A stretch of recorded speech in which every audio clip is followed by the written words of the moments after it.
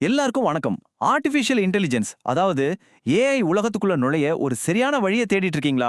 அப்ப கண்டிப்பா AWS AI practitioner certification பத்தி கேள்விப்பட்டிருப்பீங்க. இன்னைக்கு இந்த சர்டிஃபிகேஷன் உண்மையிலே எதை பத்தினது, இதனால என்ன பிரயோஜனம்னு ஆழமா பார்க்க போறோம். சரி வாங்க, இதை முழுசா அலசி ஆராய்ஞ்சிடலாம்.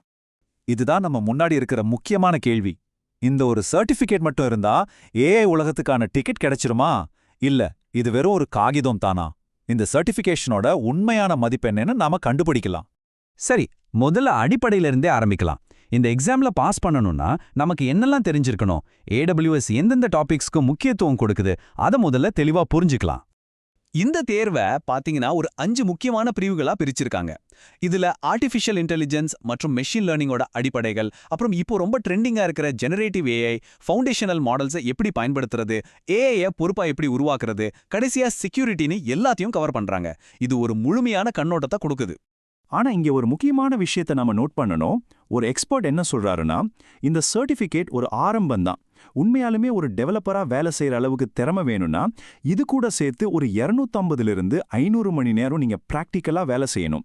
இது வெறும் எக்ஸாமுக்கு படிக்கிற மாதிரி இல்ல, நிஜமான திறமைகளை வளர்த்துக்கிற ஒரு பயன். சரி, இப்போ நாம மாடர்ன் ஏஐயோட இதய பகுதிக்கே வந்தாச்சு, ஃபவுண்டேஷனல் மாடல்ஸ். இந்த வார்த்தையை நீங்க திரும்ப திரும்ப கேட்டுட்டே இருப்பீங்க. ஏன்னா இன்னைக்கு நம்ம பார்க்குற ஏஐ மேஜிக் எல்லாத்துக்கும் இதுதான் காரணம். அப்போ இந்த ஃபவுண்டேஷனல் மாடல்னா என்ன? ரொம்ப சிம்பிளா சொல்லணும்னா அது ஒரு ஜெனரல் பர்பஸ் ஏஐ. அதுக்கு ஏகப்பட்ட விஷயங்களை கற்றுக் கொடுத்து ட்ரெயின் பண்ணி வச்சிருப்பாங்க. அப்புறம் நமக்கு என்ன தேவையோ அதுக்கு ஏத்த மாதிரி அதை டியூன் பண்ணிக்கலாம். உதாரணத்துக்கு ஒரு கவிதை எழுதவோ இல்ல ஒரு கோட் எழுதவோ சொல்லலாம். இந்த ஃபவுண்டேஷனல் மாடல்ஸ் இவ்ளோ பவர்ஃபுல்லா இருக்கிறதுக்கு பின்னாடி ஒரு ரகசியம் இருக்கு. அதுக்கு பேர் தான் டிரான்ஸ்ஃபார்மர் ஆர்கிடெக்சர். இது கூகுள் ஆராய்ச்சியாளர்கள் கண்டுபிடிச்ச ஒரு புரட்சிகரமான டெக்னாலஜி. இந்த டிரான்ஸ்ஃபார்மர் எப்படி வேலை செய்யுதுன்னு பார்க்கலாமா? ஃபர்ஸ்ட் அது ஒரு வாக்கியத்தை சின்ன சின்ன துண்டுகளா, அதாவது டோக்கன்ஸா உடைக்குது. அப்புறம் ஒவ்வொரு வார்த்தைக்கும் ஒரு நம்பர் கொடுக்குது. இதுக்கு பேரு எம்பெட்டிங். அதுக்கப்புறம் எந்த வார்த்தை எங்க வருதுன்னு ஞாபகம் வச்சுக்கு பொசிஷனல் என்கோடிங் பண்ணுது. ஆனா இதுல ரொம்ப முக்கியமான ஸ்டெப் அட்டென்ஷன் தான். இது என்ன பண்ணும்னா ஒரு வாக்கியத்துல எந்த வார்த்தையோட ரொம்ப சம்பந்தப்பட்டதுன்னு கண்டுபிடிக்கும். கடைசியா இது எல்லாத்தையும் வச்சு ஒரு புது அர்த்தமுள்ள வாக்கியத்தை அதுவே உருவாக்குது. செம இன்ட்ரெஸ்டிங்கா இருக்கல? இவ்ளோ நேரம் தியரி பேசணும்.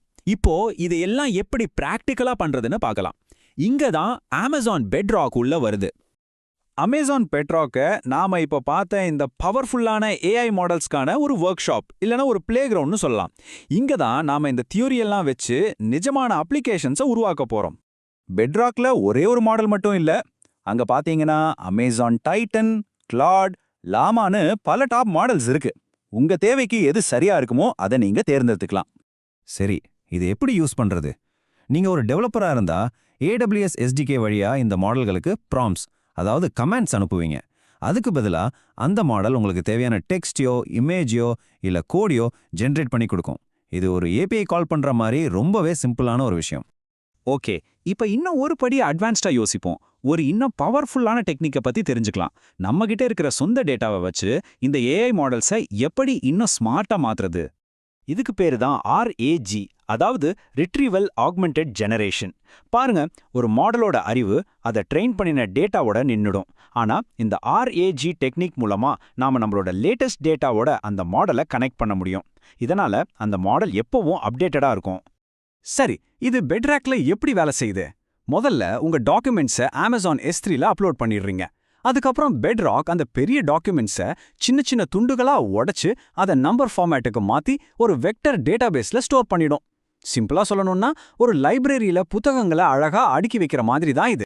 இதோட உண்மையான மேஜிக் என்னன்னா, இனிமே அந்த ஏஐ உங்க கம்பெனியோட இன்டர்னல் டாக்குமெண்ட்ஸை படிச்சு அதுல இருந்து பதில் சொல்லும். உதாரணத்துக்கு, நம்ம கம்பெனியோட போன குவார்ட்டர் சேல்ஸ் ரிப்போர்ட் என்ன சொல்லுதுன்னு கேட்டா அது உங்க ஃபைல்ஸ்ல இருந்து கரெக்டான பதில் எடுத்து கொடுக்கும்.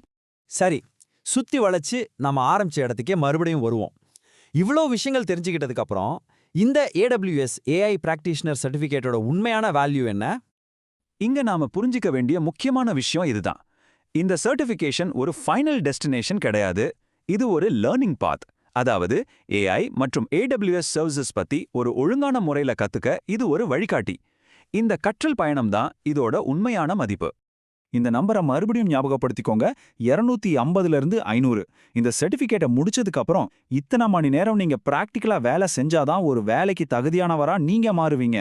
வெறும் சர்டிஃபிகேட் மட்டும் பத்தாது, பிராக்டிக்கல் நாலேஜ் ரொம்ப ரொம்ப முக்கியம். கடைசியா இந்த கேள்வியோட நான் உங்களை சிந்திக்க வைக்கிறேன். இந்த ஏஐ யுகத்துல சர்டிஃபிகேட்ஸ்ங்கிறது நமக்கு வழிகாட்டுற ஒரு மேப் மட்டும் தானா, இல்ல அதுவே நம்மளோட ஃபைனல் டெஸ்டினேஷனா? திறமைகளுக்கும் சான்றிதழ்களுக்கும் நடுவுல இருக்கிற இந்த உறவை பத்தி நீங்க என்ன நினைக்கிறீங்க?